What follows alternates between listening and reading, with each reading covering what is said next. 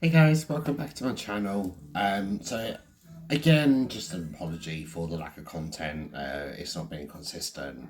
It's just been a lot of stuff going on at the moment. So I am going to be filming my next two videos back to back. If you are new here, my name is Silhouette. I try and release my content every week. It just sometimes it doesn't work out that way.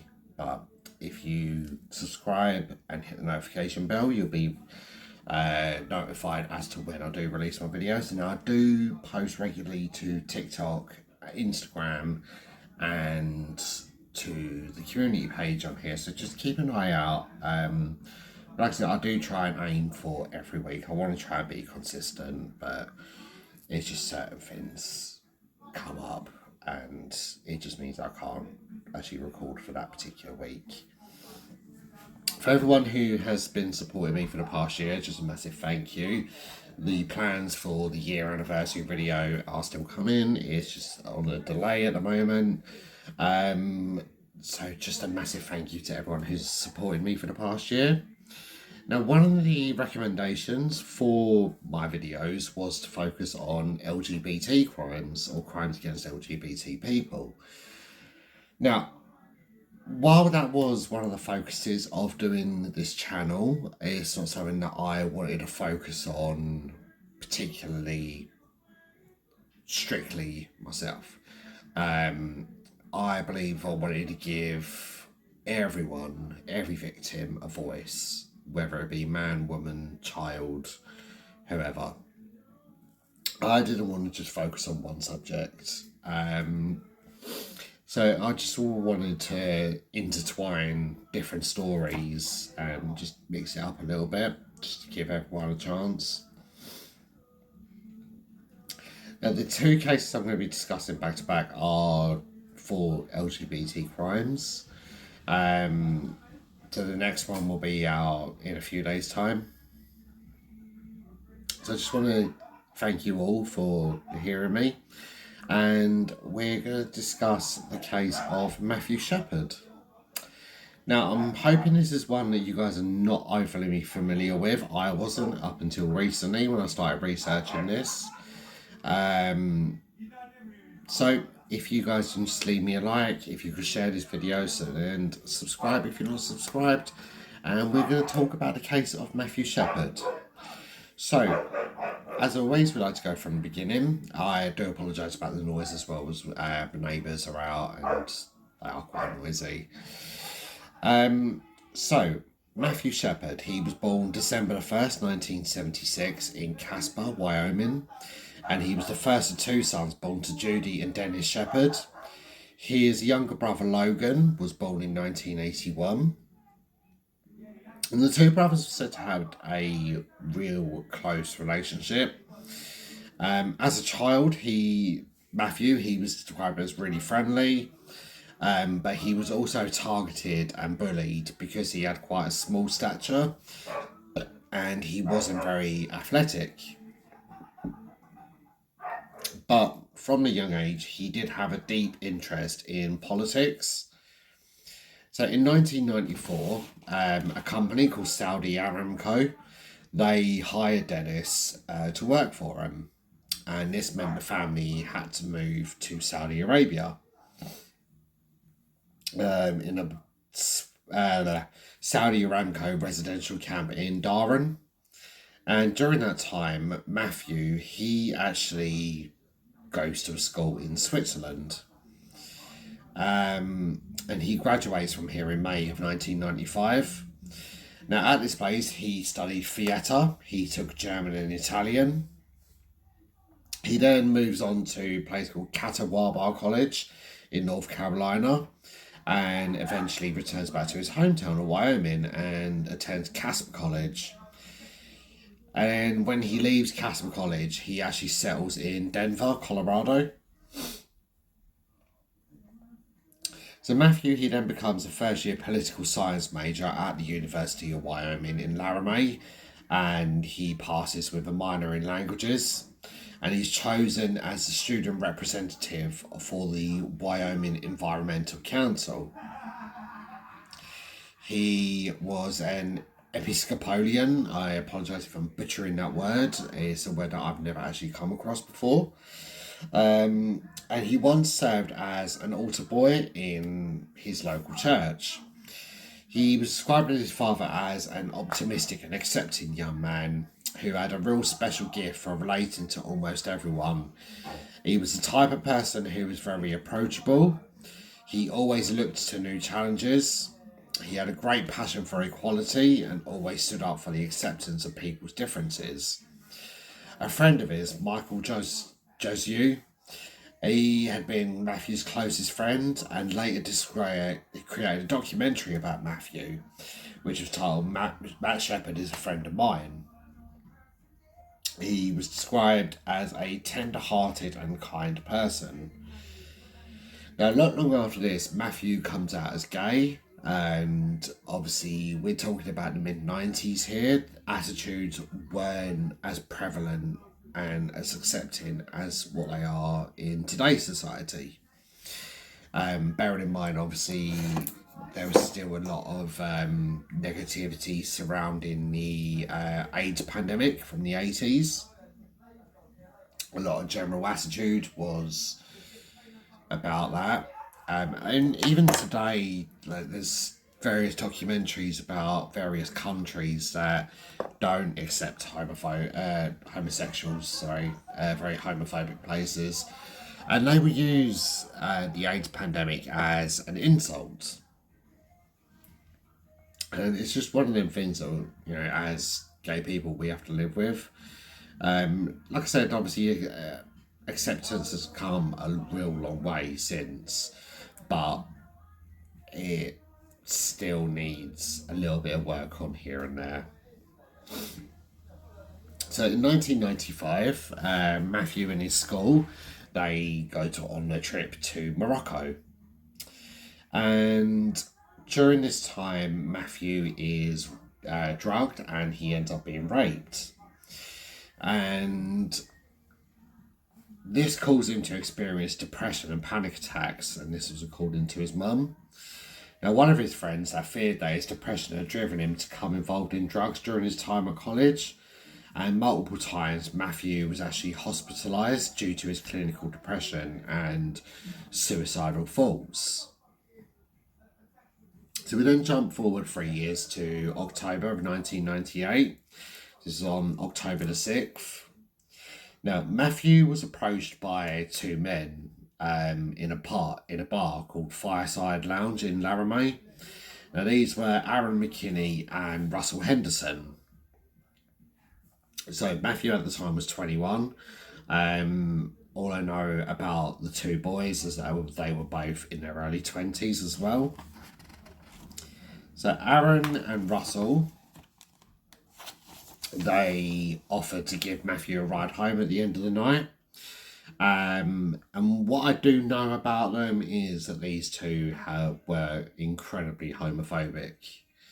So at some point during the night, Mathew may have come out to them, or they just had an inkling that he was gay. They offered to give him a ride home, and they instead drive him to a remote rural area, and they begin trying to rob him. Mathew tries to escape.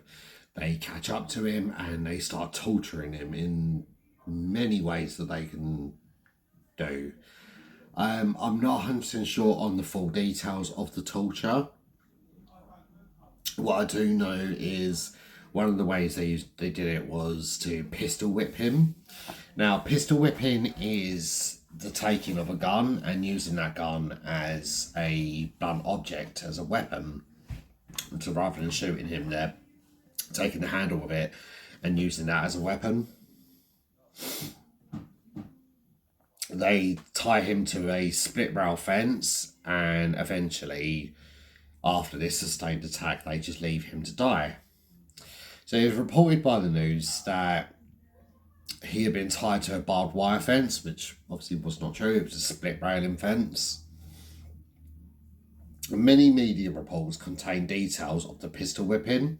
They also spoke a lot about his fractured skull, and reports described how Mathew was beaten so brutally that his face was completely covered in blood, and the only bits of his face that were clear were where the tears had wiped away the blood.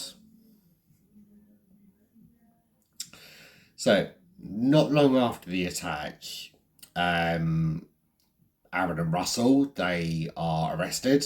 They're tracked down.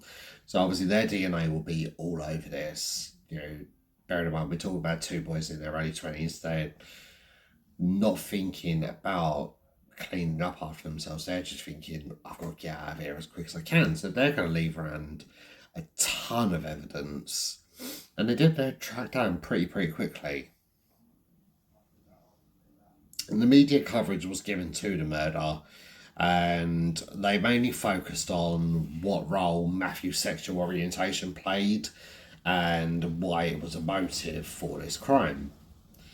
So the girlfriends of Aaron and Russell, they testified that neither of the boys were under any sort of influence of alcohol or any drugs at the time. Aaron's girlfriend, she tells police that he had been motivated by anti-gay sentiment, but she later retracted his statement. She said that she lied because she thought it would help him. Aaron and Russell testified they learned of Mathew's address and intended to steal him from his home. Now, after attacking Mathew and leaving him tied to the fence in near freezing temperatures, Aaron and Russell did in fact return home, but Aaron, he was completely wound up from that night's events and he decided to pick a fight with someone else. So they attacked 19-year-old Emiliano Morales and 18-year-old Jeremy Herrera. This fight resulted in head wounds for both Emiliano and Aaron. And police officer Flint Walters, he arrives at the scene of the fight. He actually arrests Aaron, searches his truck, and he finds a blood-smeared gun along with Mathew's shoes and a credit card. So Aaron and Russell later, they try to persuade their girlfriends to provide the false alibis and to help them destroy this evidence. So Mathew later on, he was eventually found. This is around 18 hours after the attack. He was discovered by a man called Aaron Creefels, who was a cyclist. So Aaron just going along his business, he comes to this road and he comes across Mathew's body. At first he believes that Mathew is a scarecrow, but realises this is something serious has happened. So he calls the police. Reggie Flusey, the first police officer, arrives at the scene. Mathew, he's still alive, but obviously covered in blood. So Mathew's transported to Ivinson Memorial Hospital in Laramie, and this is before being moved to a more advanced trauma ward at Padre Valley Hospital in Fort Collins, Colorado. He suffered fractures to the back of his head and in front of his right ear. He experienced severe brainstem damage, and this affects his body to regulate his heart rate, his body temperature, and other vital functions. There were also about a dozen small lacerations around his head, his face, his neck. His injuries were deemed too severe for doctors to operate on. So instead, he's placed on life support. Now, this is something that is common with people who are brainstem dead. So obviously their heart is still beating, but there's nothing else going. They're just a shell, essentially. And Mathew, obviously, he never regains any consciousness. And while he lay in intensive care, in the days following the attack, candlelight vigils are held in various countries all around the world. And eventually, 6 days after the attack, at 12:53 a.m, so October the 12th, 1998, Mathew, he was pronounced dead. So, not long after this, Aaron and Russell, they initially, like I said, they were arrested for attempted murder, kidnapping, and aggravated robbery. Now, after Mathew's death, the charges were then upgraded to first-degree murder, and this meant that the two defendants were eligible for the death penalty. So Kristen Price and Chastity Pasley, who were their girlfriends at the time, they were charged with being accessories to murder.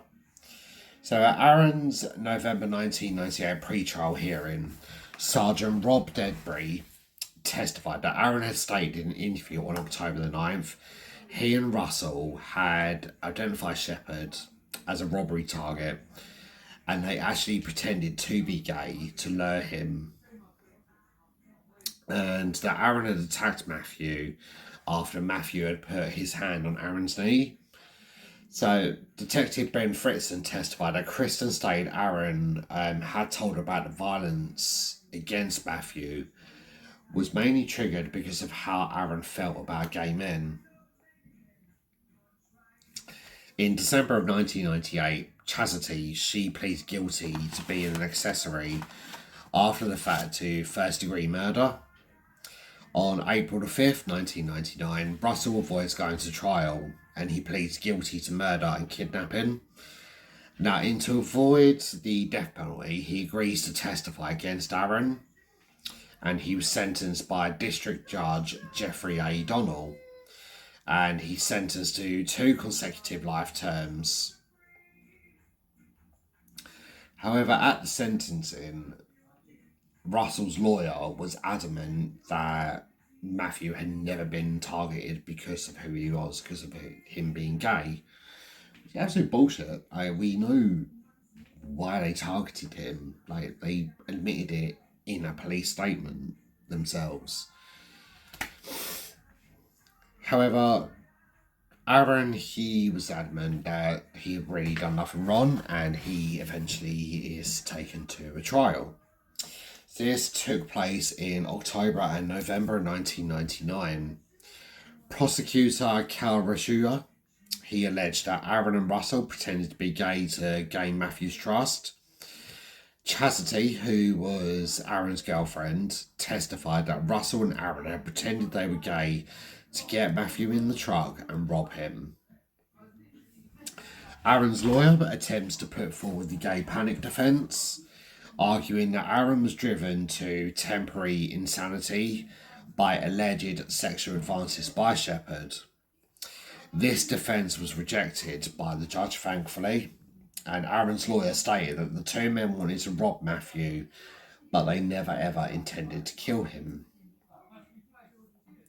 So Cal argued that the killing had been premeditated. This was driven by greed and violence, and this was rather than motivated by Mathew's sexual orientation.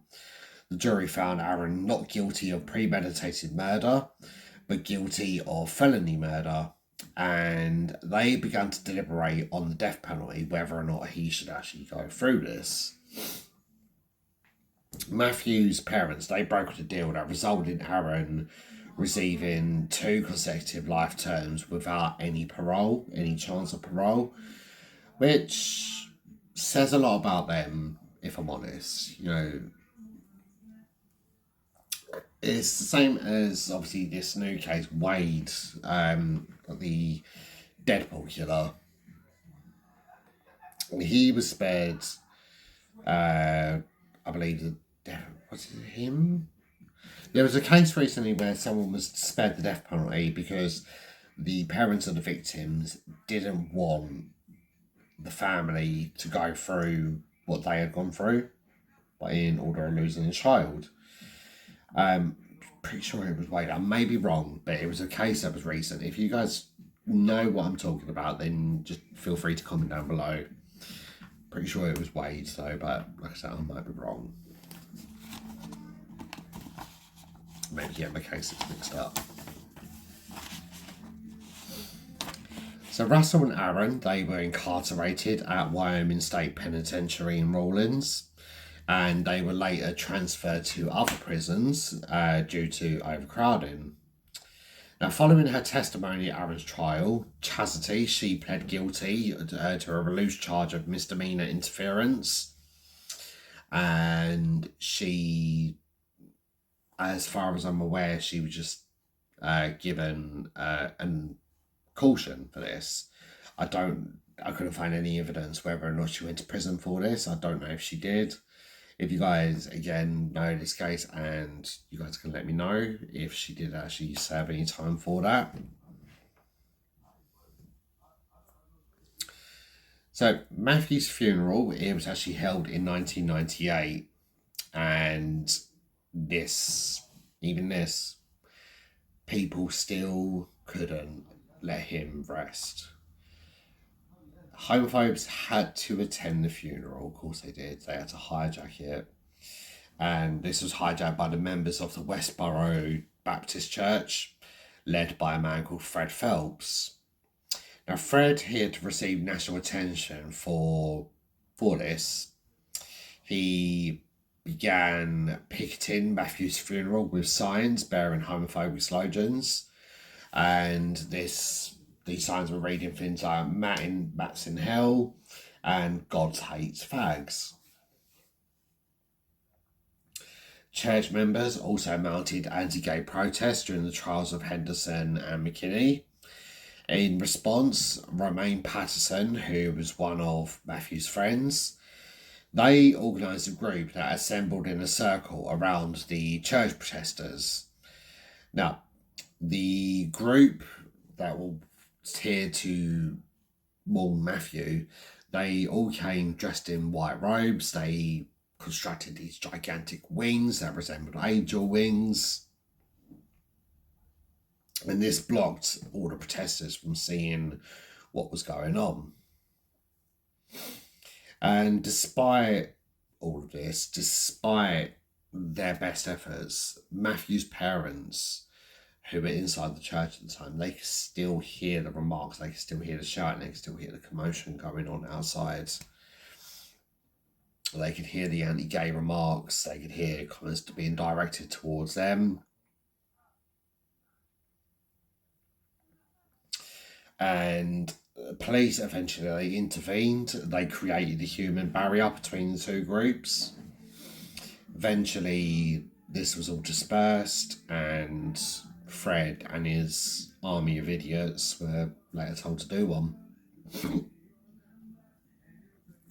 In 1999, so April 1999, Romaine, she founded a charity called Angel Action. So Mathew, he was interred into Washington National Cathedral in October of 2018. Now this was by Reverend Ann Kitch, who happened to also be a family member. She said at the service, 25 years ago, as my husband Jim and I were celebrating our firstborn's first birthday, we were also carrying in our hearts Jim's sweet cousin Matt, who lay in hospital after being brutally beaten and left tied to a fence. When Matt died on October 12, his murder elicited an outcry from a multitude of souls. Then and now, I call out that Matt was a beloved of God, precious in God's sight. People of faith must continue to speak of this love, to carry this love in our hearts and into the world. In the years that followed her son's death, Judy, she has worked for an advocate for LGBT rights, and this was particularly issues relating to gay teenagers. She was the main force behind the Mathew Shepard Foundation, which she and Dennis founded in 1998, not long after their son's death. And after 10 years of deliberating and promises, a bill was finally passed 10 years after Mathew's death. And this was a bill to pass hate crime legislation. And this was to make it hate crimes illegal. 10 years this took them. 10 years of promises, 10 years of everything. And that was passed by Barack Obama, who was quite new into his presidential campaign that particular year. I wasn't able to find any information on Aaron and Russell. I don't know what they've been up to in prison.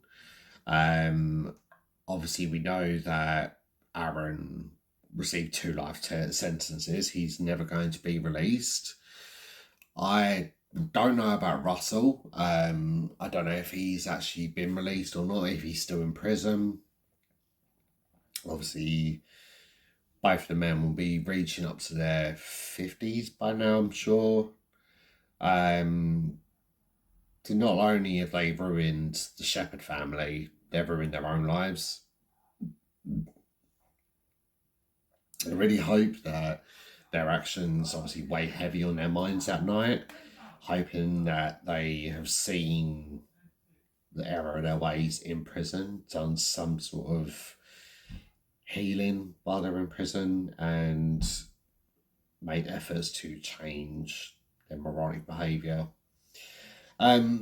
So unfortunately, that's all I've got for you guys today. I do apologise, it's a short one. There are reasons. And like I said, it's just not been a great time for myself recently, but I don't want to go into that. I don't want to take away from what we've just been talking about. So I really appreciate you all for coming, and I will see you next time for the next true crime story with Silhouette. Take care, guys, and I'll see you soon.